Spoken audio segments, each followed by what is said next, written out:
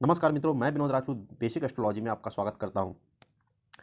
आज हम बात करने वाले हैं भाई बहनों के आपसी संबंध के बारे में।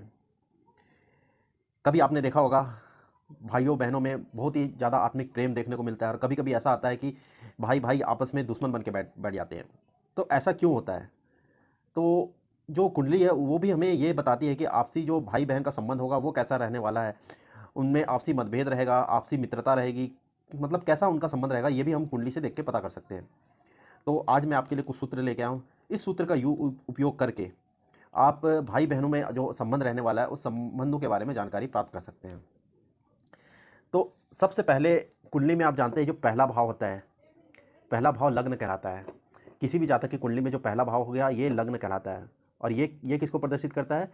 ये लग्न होता है, ये जातक को प्रदर्शित करता है, जातक के शरीर को प्रदर्शित करता है। दूसरा, ये पहला, दूसरा, तीसरा और जो तीसरा भाव होता है ये भाई बहनों को प्रदर्शित करता है।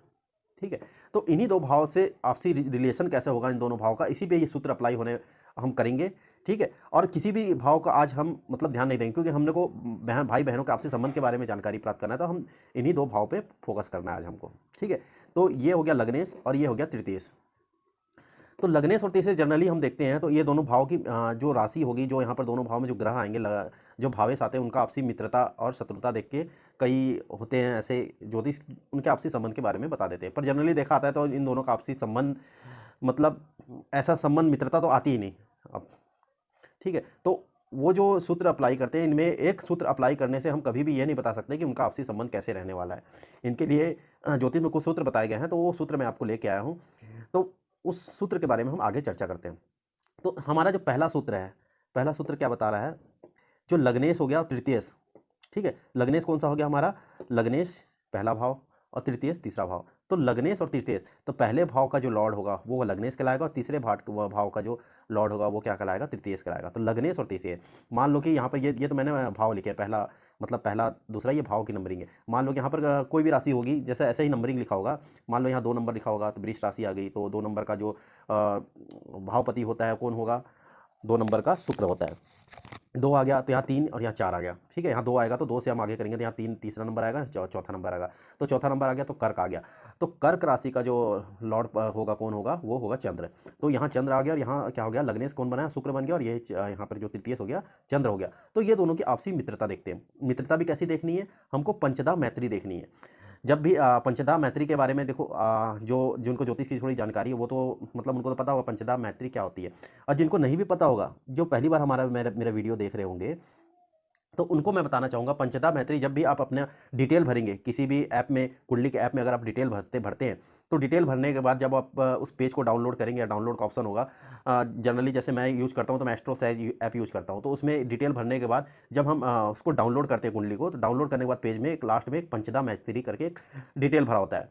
तो वहाँ पे हर ग्रह की पंचदा मैत्री बताती है कि जैसे वो मित्र होगा, अति मित्र होगा, शत्रु होगा, ठीक, अति शत्रु होगा, तो वो ऐसा डिटेल होता है। तो उसी चार्ट में हमको देखना होता है कि जैसे लग्नेश हो गया, क्या बताया था मैंने, यहाँ 2 नंबर लिखा होगा तो शुक्र हो गया। ठीक है, और यहाँ पर अगर 4 नंबर आ रहा है चंद्र हो गया, तो शुक्र और चंद्र की उसमें मित्रता आ रही है कि शत्रुता आ रही है, वो हमको देखना होता है। तो पहला सूत्र क्या हो गया कि हमको लग्नेश और तृतीयेश इनकी पंचदा मैत्री देखनी है कि ये मित्र बन रहे हैं, शत्रु बन रहे हैं, क्या बन रहे हैं। ठीक है, तो सबसे पहले हमने ये देख लिया। ठीक है, इसमें मित्र आ रहा है, शत्रु आ रहा है, जो भी आ रहा है हम एक जगह नोट कर लेते हैं।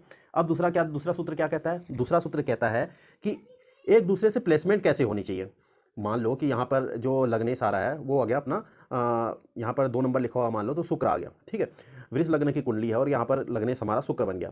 तो शुक्र कहीं भी बैठा हो, शुक्र अगर इस कहीं भी बैठा हो, उस शुक्र से तो तृतीयेश है, तृतीयेश मान लो यहाँ कर्क आ गया, चंद्र आ गया, तो शुक्र से उस चंद्र की प्लेसमेंट हमको देखनी है। मतलब मान लो मैं बना ही देता हूँ कुंडली, जैसे यहाँ पर 2 3 9 10 11 1 नंबर। अब इसको भूल जाओ थोड़ी देर के लिए, भाव है। ठीक है, तो वृष लग्न की कुंडली हो गई, तो वृष लग्न का लॉर्ड कौन बना? शुक्र बना। ठीक है, शुक्र मान लो यहाँ बैठा हुआ है। ठीक है, यहाँ शुक्र बैठा हुआ है। अब शुक्र के मतलब अगेंस्ट में उसकी जो प्लेसमेंट होगी, क्योंकि यहाँ पर तृतीयेश बन रहा है चंद्र, तो उस चंद्र की प्लेसमेंट इसके अगेंस्ट में कहाँ पर होगी? तो इसके अगेंस्ट में जहाँ प्लेसमेंट देखनी है, अगर इसके अगेंस्ट में, लग्नेश के अगेंस्ट में उसकी प्लेसमेंट केंद्र में होती है, त्रिकोण में होती है, तो बहुत ही शुभ माना जाता है। वहाँ पे आप कह सकते हैं कि मतलब उनके जो आपसी संबंध होंगे बहुत ही अच्छे रहने वाले हैं। वहाँ केंद्र कौन कौन सा होता है? जो पहला भाव, चौथा, 7वां और 10वां, ये केंद्र कहलाता है। और पहला पहला को केंद्र भी बोलते हैं, त्रिकोण बोलते हैं। तो पहला, पांचवा और नौवा, ये जो भाव होते हैं केंद्र, ये अंदर के जो चारों हो गए ये केंद्र कहला गए और ये दो हो गए त्रिकोण कहला गए। तो इसके अपोजिट हम देखते हैं शुक्र यहाँ बैठा हुआ है, तो इसके अपोजिट पहला, दूसरा, तीसरा, चौथा, चौथा भाव, ठीक है, चौथा, उसके बाद पांचवा, ये अगर यहाँ प्लेसमेंट चंद्र की हो जाती है, ठीक है, यहाँ प्लेसमेंट चंद्र की होती है, ठीक है, और इसके बाद ये छठा, सातवां भाव यहाँ होगी, आठवां, नौवां भाव यहाँ प्लेसमेंट होगी, यहाँ प्लेसमेंट होगी। अगर इन भावों में चंद्र की प्लेसमेंट होती है तो उसे बहुत ही अच्छा माना जाएगा, ठीक है। उसमें हम कह सकते हैं कि इनकी जो आपसी संबंध है, इनका जो आपसी प्रेम है वो बहुत ही अच्छा रहने वाला है। इसी प्रकार अगर उस चंद्र के अपोजिट शुक्र की प्लेसमेंट देखते हैं तो उसकी भी केंद्र में होनी चाहिए, मतलब एक दूसरे के प्रति ये केंद्रीय त्रिकोण में रहते हैं तो बहुत ही अच्छा योग माना जाता है, उनका संबंध, आपसी संबंध बहुत अच्छा होगा।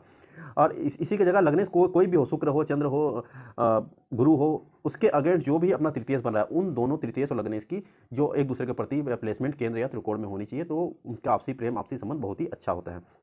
अब हमने दूसरा सूत्र भी देख लिया। तीसरा सूत्र क्या कहता है? तीसरा सूत्र कहता है कि राशि तत्व है, राशि तत्व की मैत्री होनी चाहिए। अब राशि तत्व क्या होता है? हर ग्रह का जो होगा, मतलब हर राशि का अलग अलग तत्व होता है। तो बात करें तत्वों की बात करें तो अग्नि तत्व, जल तत्व, वायु तत्व, पृथ्वी तत्व। तो अग्नि तत्व में कौन कौन सी राशि आती है? मेष, सिंह और धनु, ये अग्नि तत्व की राशियां होगी। जल तत्व की राशियां कर्क, वृश्चिक और मीन राशि, ये जल तत्व की राशियां होगी। मिथुन, तुला, कुंभ, ये वायु तत्व की राशियां होगी। और वृष, कन्या, मकर, ये क्या होगी? पृथ्वी तत्व की राशियां होगी।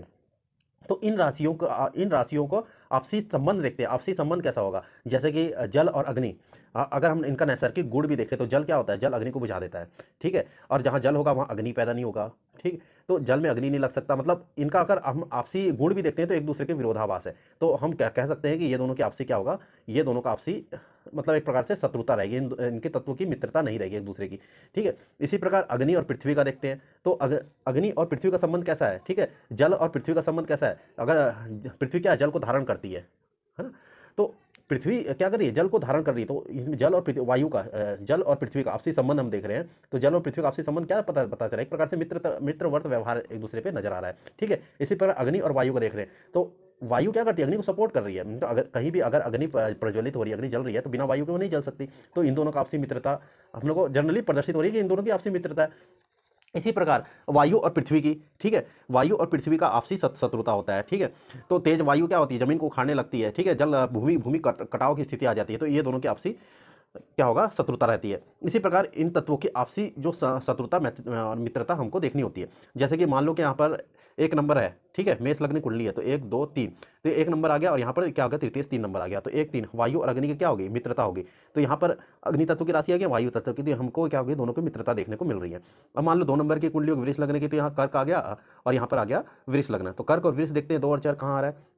4 नंबर और 2 नंबर। जल और अग्नि का, तो जल और अग्नि का हमने क्या बताया था? दोनों आपस में शत्रु हैं, तो दोनों से शत्रु राशि होगी। तो शत्रु राशि, शत्रु तत्व की राशि आने से क्या होगा? जो उनका भाई बहन का जो आपसी संबंध है वो थोड़ा सा मतलब विरोधाभास होगा उनमें, संबंधों में, ठीक है, टकराव देखने को मिलेगा। और जब दोनों को मित्र तत्व की राशियाँ रहेगी तो उनमें जो वो टकराव देखने को नहीं मिलेगा, उनका जो व्यवहार होगा मित्रवर्त व्यवहार देखने को मिलेगा। आपसी उनके जो विचारधारा है आपसी मेल खाएंगे, ठीक है। तो ये हमने तीसरा सूत्र देखा कि उनके राशियों का जो तत्व है उन तत्वों की मित्रता हमको देखनी है। अब बात करें चौथा सूत्र क्या कहता है? चौथा सूत्र कहता है चंद्र राशि की तत्व में, चंद्र राशि में जो तत्व है, चंद्र राशि की जो तत्व है उनकी मित्रता देखते हैं। अब जैसे हमारा लग्नेश हो गया, लग्नेश से देखिए हम तृतीय से मित्रता देख लिए। लग्नेश उसका क्या है? शरीर है। और चंद्र जो राशि है वो क्या होता है? उसका मन को बताता है। मान लो कि इसका चंद्रमा कहाँ बैठा हुआ है? यहाँ बैठा हुआ है मान लो, ठीक है, चंद्र यहाँ बैठा हुआ है। लग्न की कुंडली में यहाँ पर आया तृतीयस क्या बना? ठीक है, तृतीयस चंद्र ही बना, ठीक है, तृतीयस चंद्र बटा। और चंद्र तत्व, चंद्र किस राशि में बैठा हुआ? चंद्र बैठा हुआ किस राशि में? ठीक है, चंद्र बैठा हुआ मकर राशि में। तो मकर राशि में देखिए पृथ्वी तत्व की राशि है, पृथ्वी तत्व की। और चंद्र का क्या हुआ यहाँ पे?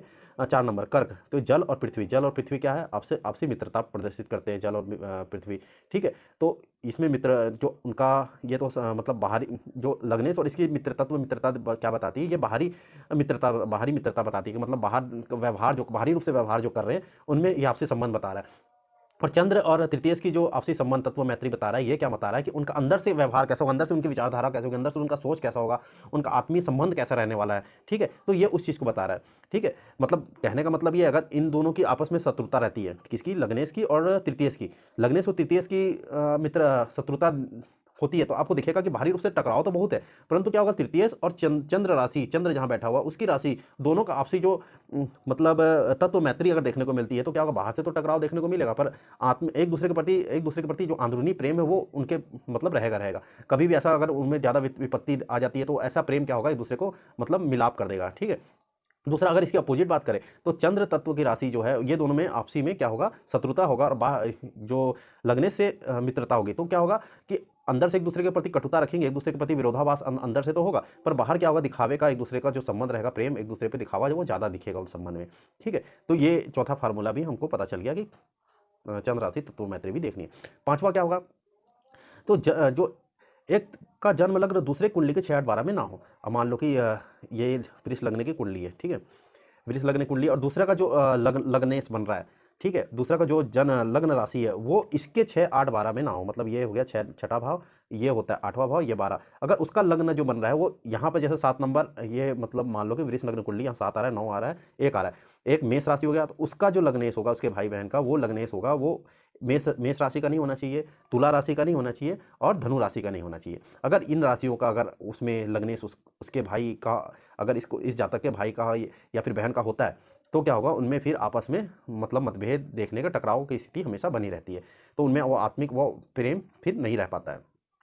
अब जो छठा है, छठा जो सूत्र कहता है ये कहता है कि तृतीयेश और लग्नेश की युति, मतलब अगर तृतीयेश और लग्नेश की युति अगर कहीं भी शुभ भाव में बन जाती है, ठीक है, तृतीयेश और लग्नेश की युति, मान लो कि यहाँ पर चंद्र, जैसे वृष लग्न कुंडली हो गया और यहाँ शुक्र है और यहाँ चंद्र बना तृतीय, और शुक्र चंद्र यहाँ बैठे हो, एक दूसरे युति बना गए, तो ऐसे जातक भी एक दूसरे के साथ एक दूसरे के सहयोग से ही अपना जीवन यापन करते हैं, एक दूसरे के साथ रहना पसंद करते हैं, एक दूसरे में आत्मिक संबंध, आत्मिक प्रेम उनमें बना रहता है। और ये युति अगर ये केंद्र में बने या त्रिकोण में कहीं भी बने तो ऐसे जातक क्या होगा, इनका आपसी प्रेम बना रहता है। तो ये जो 6 फार्मूले हैं, तो इन 6 फार्मूलों को अप्लाई करने के बाद ही जो जिनका वेटेज ज़्यादा होता है आपको देखने को मिलेगा, तो आप उसी हिसाब से उनके आपसी संबंध के बारे में मतलब बता सकते हैं कि उनका आपसी संबंध कैसा रहने वाला है, ठीक है। तो आशा करता हूँ कि आज का जो टॉपिक आपको समझ आया होगा, और ऐसे ही कुछ नए नए टॉपिक लेके हम आपसे मिलते रहेंगे।